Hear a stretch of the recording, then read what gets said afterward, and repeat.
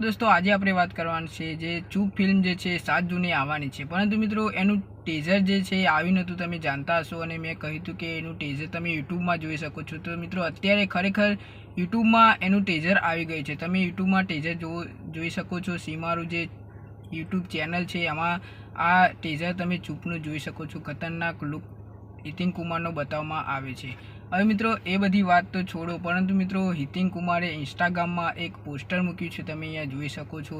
એમાં મિત્રો લખવામાં આવ્યું છે કે ઘણી અફવાઓ ફેલાઈ રહી છે આ ચૂપ વિશે, આ ચૂપ જે ફિલ્મ બની છે એના વિશે, કે અજય દેવગનનો ફોન આવ્યો હતો કે હિન્દી ફિલ્મનું આ ચૂપ ફિલ્મ જે છે એનું રીમેક બને છે બોલિવૂડમાં, એટલે કે એનું સિક્વલ છે। આ ફિલ્મની જે ફિલ્મ છે એ સિક્વલ છે।